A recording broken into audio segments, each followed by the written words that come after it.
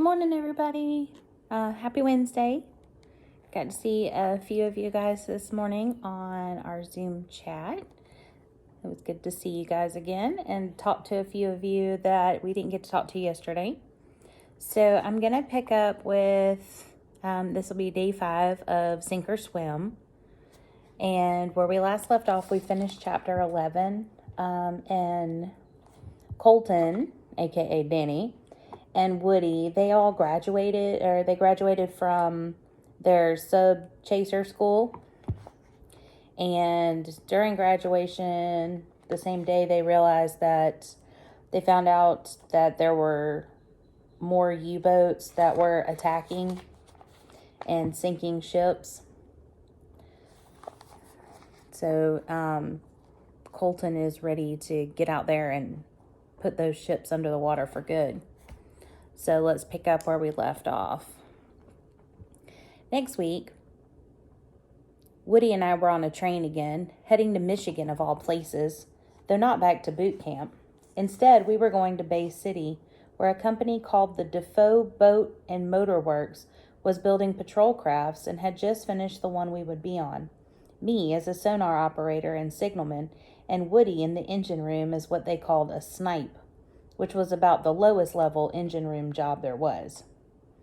The officers had already prepared our PC, so pretty much, as soon as we got there, on a cold day in late spring, the 60 of us that had made up the crew shouldered our sea bags and marched up the gangplank and on board for our shakedown cruise.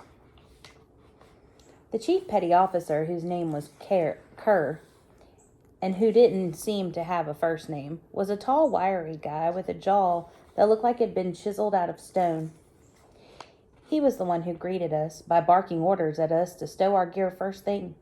He called us deck apes and said we'd better move it, making me think he'd spent some time drilling recruits at boot camp. But there wasn't time to ask him, not that I was so dumb that I ever would, of course, as we made our way below decks to the crew's quarters in the forecastle, which was the forward part of the ship, just behind the head, and the worst place of all, because that was where a ship would rise and fall the most in rough water. We wedged our gear into lockers that were about half the size we needed, then made up our bunks, slipping fart sacks over mattresses, adding on folded blankets, and then doing what they called tricing up the bunks to the walls in the up position, using chains at the foot and head of each bed. They said we had to do this to make more room in the narrow galley, but really it was to keep the guys from sneaking naps on their bunks when they were supposed to be on duty. Because I was the lowest ranking seaman, I got last pick of the bunks. Mine was as far forward as you could go in the crew's quarters, which I knew would make a bad situation even worse when I tried to sleep in the stormy ocean. Plus, I'd get the stench from the head. Plus, they made me take the top bunk, the third one up, which was almost higher than I could climb. Before I could try to climb up on my own, though, somebody grabbed me from behind and without saying a word, threw me onto the bunk. I slammed against the wall and yelped, and the rest of the crew laughed. I heard a familiar laugh, deep and loud, and knew right away who it was. "Straub!" I shouted. "What are you doing here?" "They needed some muscle around those depth charges," he said, "and they figured I was the guy, even if I didn't get to go to your little submarine school." I practically hugged him, and then said, "Want me to throw you up on the bunk next?" Straub tipped his head back and roared. "I still don't know how you escaped from kindergarten and made it into the Navy, but I'm glad to see you, Danny." That broke the ice with the older guys down there with us making up their bunks, and everybody started introducing themselves to everybody else. I couldn't believe I hadn't spotted Straub before when we were first coming on board the ship, especially as big as he was. I guess I'd just been too excited and nervous about getting any assignment and getting out on the Atlantic Ocean going after those U-boats. Woody, meanwhile, had followed the chief motor machinist mate, another big guy with red hair, who Woody later told me the other machinist in Snipes called Big Carrot. All the engine crews slept where they worked, closer to the back of the ship in the compartment just off the engine room, so at least the rough water wouldn't be as much of a problem, even if the stink of 12 bodies crammed back there coupled with the grease and fumes from the engine, made it hard to breathe, or to want to breathe. Pew! Boy, was he ever surprised to see Straub when the Snipes came back up on deck. They pounded on each other's backs so hard that they probably left big bruises. That all stopped when Chief Kerr ordered us to stand at attention, adding at least a dozen cuss words to the order, which seemed to be just how he talked. Some of them actually made me turn red in the face to hear them, but I did what he said, just like everybody else. We were waiting for Lieutenant Walter Tolley to address the crew. He kept us waiting a really long time, half an hour, in fact. 45 minutes? An hour. And then he finally showed, standing on the bridge, staring down at us, still at attention, but not happy about it. We weren't supposed to look around, but it was hard not to check him out, what he looked like and all.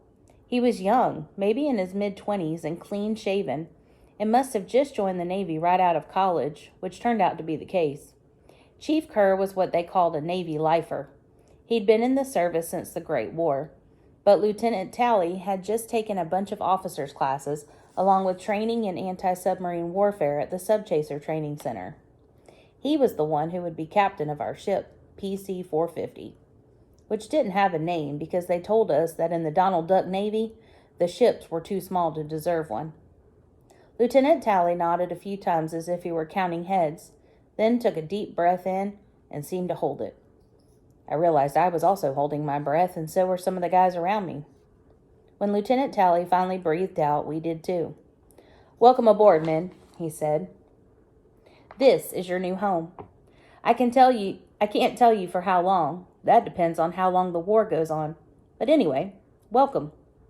He paused as if he was gathering his thoughts for whatever else he had to say, but instead he just said, "Follow orders, be where you're supposed to be at all times, do your part to defeat the enemy, take care of your fellow sailors, no exceptions." And then he said, "Dismissed." 2 weeks later, after our shakedown cruise on Lake Huron, it was time for our first mission, escorting a convoy of cargo ships out of New York Harbor. We got there on an evening in late May, all hands on deck to marvel at the spectacular city lit up. I could see everything, the Statue of Liberty and Ellis Island and the Empire State Building.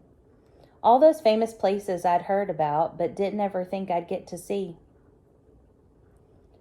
"You think we'll get to go on shore?" Woody asked Straub and me, joining us to lean on the railing. I couldn't stop staring. "I bet there's all kinds of girls just waiting to go out on a date with a bunch of sailors like us," he added. "You know, Navy heroes and everything." Straub laughed his big laugh. "I don't remember us doing anything heroic just yet," he said. "I ain't never seen so many lights in my whole life," Woody said, adding a whistle of amazement. "And you couldn't pay me enough money to go up in them tall buildings they got over there. I'd be scared of heights. Just going up those stairs. Terrifying." "They got elevators, you know," Straub said, as if he'd spent his life in a big city instead of some small town in Ohio. "Same thing," Woody said.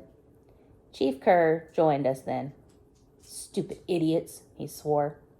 That caught me by surprise. "Sorry, Chief," I stammered. "We just haven't ever seen anything like this before." "I'm not talking about you sailors," Chief said. "I'm talking about the stupid idiots who still won't order them to black out the lights in these cities at night. As if a dim out is enough. It's still a blazing bullseye. You don't think there's U-boats out there right now with the same view as us? Probably smiling away, sizing up targets. Ships coming in here backlit by all those city lights. Heck, they could take out one or two of those buildings if they had a mind to." I looked around nervously at the dark water surrounding us, kicking myself for not already having thought about what the chief said. This was the war, and here we were talking about riding in elevators in New York City and going on shore leave and girls. "Back to your stations," Chief said. "You've seen your New York, or all of it you're going to see this time around." "Aye, aye, Chief," we said at the same time. It wasn't our watch yet, but we knew better than to say that, And instead we scattered to either hit our bunks or catch some shut-eye, or go down to the galley or somewhere else to hide. On the way, I took a last look around.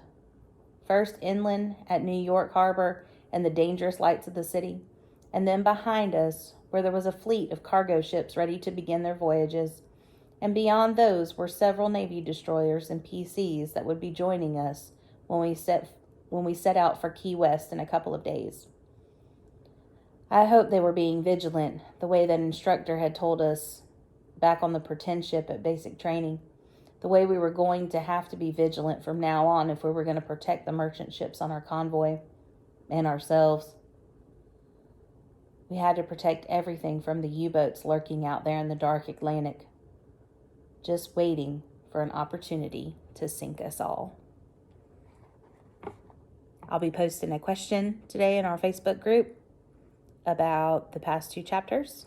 So you may respond on Facebook, or you can email me your response. I look forward to reading them. Talk to you tomorrow. Bye.